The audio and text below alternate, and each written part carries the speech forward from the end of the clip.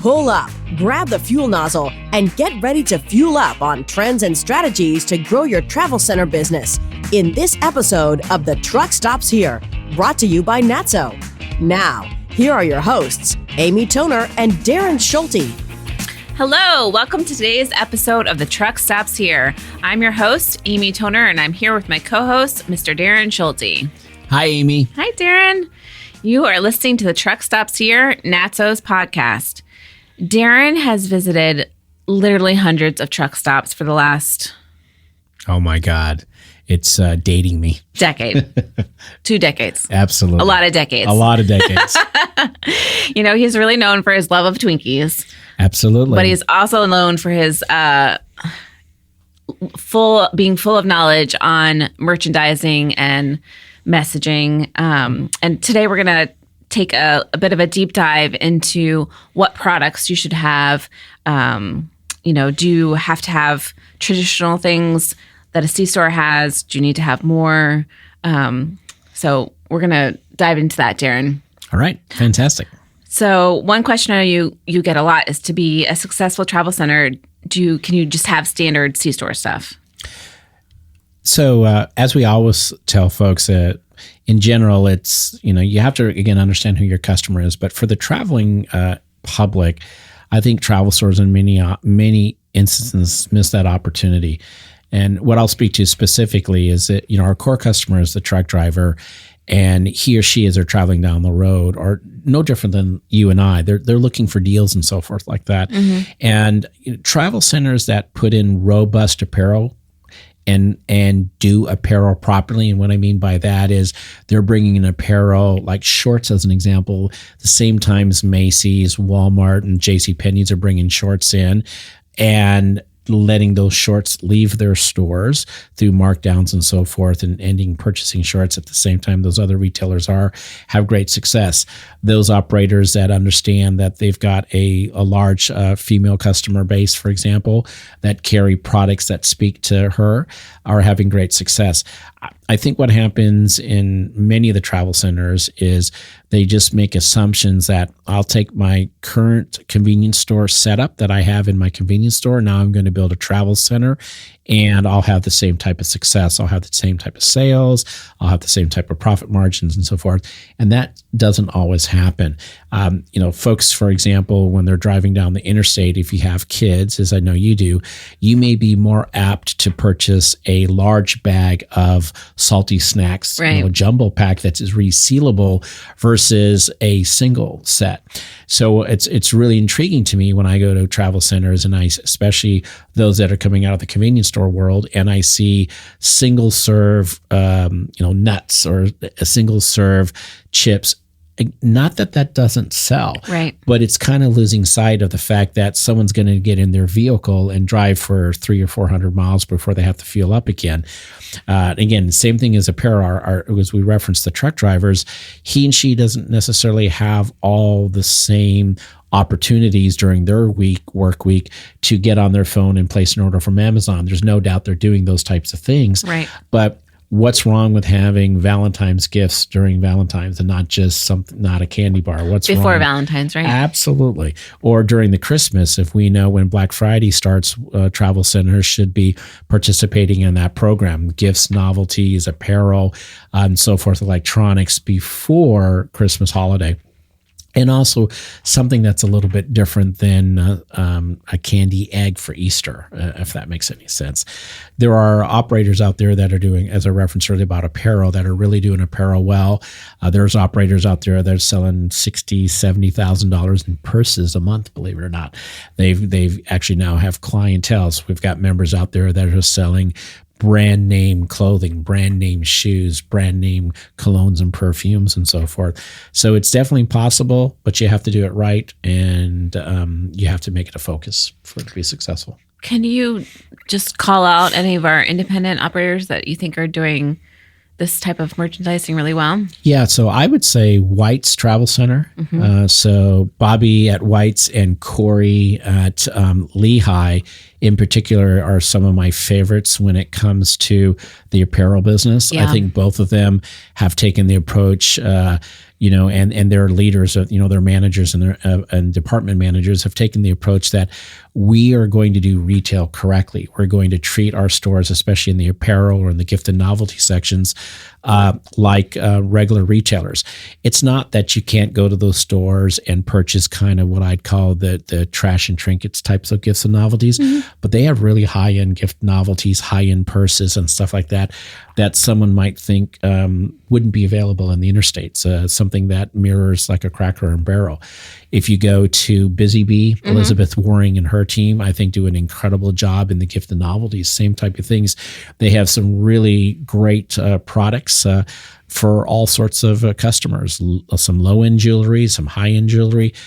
Those are the folks that pop up in my mind that really understand who their customers are.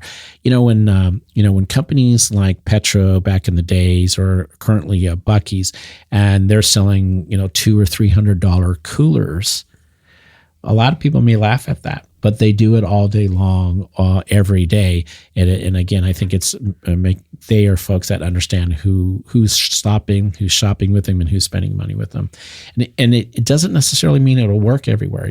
We see a lot of folks trying to copy. They'll say, oh, my Lord, I can do apparel because they're doing apparel. So they throw apparel into their store. But the difference between an Elizabeth Waring, a Bobby Bergstresser, a Corey Bergstresser, is they're serious about those categories. Right. They spend time and energy developing those categories.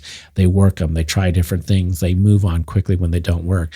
You can't have a super successful, for example, purse program or wallet program if you're just going to throw the stuff on a shelf and expect it to sell. And especially if you don't change it out. There's that big trend right now of like the treasure trove, or you're always sort of like looking to find the thing. And I definitely notice when stores have the same stuff over and over again. Yeah, I like you remember. I like to call that like a furniture effect, especially like if you have a very loyal customer, like a lot of our travel centers do, and the convenience store operators, and you have the same products in the same exact place, and the same merchandise. That's true. Just move it around. Yeah, because after a while, it's like you can close your eyes at your house. And you know how to avoid your furniture because it's been there and it doesn't change, right? Yeah. And the same thing are our customers. And I've learned early on that, folks that, let's say they have a 4-way of apparel, just by turning it once a week. So maybe they have a red blouse, they turn it, now it's a yellow blouse. It's the same blouses they have on that 4-way, but through the walkway, they change it once a week. They'll hear customers say, well, I didn't know you carried red blouses, or I didn't know you carried yellow blouses. It's just something that simple. So we get tunnel vision when we're in our stores, and our customers do as well. Yeah, that's so funny. So apparel, to close it, apparel, gifts, novelty, electronics can be really, really, really powerful categories. But again, you have to be committed to them like anything in our industry and do it well. Okay. One other thing we were going to touch on was beers. Beer. I've noticed that some convenience stores have a really large beer selection, but not usually in travel centers. What do you think about that? That's a great point. That's usually one of the first things that myself and Dawn get asked a lot, myself in particular, when we're looking at store layout and designs is, well, we're going to put in a beer cave because we have them in our convenience stores, or that's the world we're coming from. And we try really hard not to dissuade them from doing that, but making sure they, again, understand who their customer is. Traditionally in the travel centers, beer is not a big category for us. Many of our members sell less than $4,000 a month out of a beer door, right? Yeah. And they'll do 4 or 5 or 6 times that in their beverage cooler. It doesn't mean you can't sell beer well. It doesn't mean you can't sell wine well. But you have to know who your customer is. Traditionally, if you're in an interstate location, people are not stopping at your location, getting beer, and then getting on the road. At least you certainly hope them not. And our professional drivers are professionals, and they're definitely not doing that, right? So, if you have a stadium or a lake or some sort of event gathering by your location, you're probably going to do quite good with beer as a travel center. But again, if you're just kind of a pass-through location, it's very unlikely that you do well with beer. The other piece of the beer puzzle is we often get stuck in a traditional way of selling them, and there are a lot of places. For example, maybe they're outside of a chemical plant or a harbor or something like that, and someone wants to grab a cold beer on the way home. They're not grabbing it to drink in the car, but they just like a cold beer. So when they get home and they see the family, they want to open up a cold beer. There are different ways to sell it. You don't necessarily have to sell everything if your state allows, your county allows it, out of the cooler. You could do troughs of beer. You could be a location that only sells craft beer, for example. You could be a location that only sells singles. There's just different ways to approach it. And again, as we referenced many times before, like apparel or any other things that we talk about, you have to be serious about that. If you just put in beer, maybe you'll be lucky, maybe you won't be lucky. But if you put some thought behind it of, again, who your customer is, where you're located, what types of beers should you be selling, you're going to have a significantly more successful beer program than just putting in a beer cave and selling beer. I don't know anything about this. Like, is there, sometimes when I go and it's like, there's like Miller Lite, Bud Light, something else light, like, do you need to have all those? To me, it's like that's just a category. I'll pick any one of those. But do you need to have each of those different types? I think, again, you spot on something. It really depends. Is that your customer? In other words, so for example, is your beer drinking customer someone who's very specific? Right. If that's the case, then the answer would be yes. But if you happen to be, as an example, maybe just a pass-through travel center, maybe you don't have to carry 85 different styles of beer. You might be able just to carry the top 5 brands of beer and have just as much success if you carry 2,000 pieces. But where you're going to make more money on something like that is you're not going to spend the labor stocking 2,000 different SKUs. See, I would think having just a few and then some funky stuff would be the right match. But like I said, and you're not off, because in many cases, as I referenced earlier, there are some stores that are now just carrying singles because that's what their customers are. They're not carrying 12 packs and 6 packs because they've realized, the 90% of my sales are in singles, so I'm just going to carry singles. There's others that are just pretty much carrying hard seltzers, which is really popular right now. Others that are doing craft beer. So I think you're spot on, and it goes back to understanding, and I know I repeat myself all the time about this, but understanding who your customer is. Because there's a huge cost to stocking coolers. There's a huge cost to stocking the store shelves.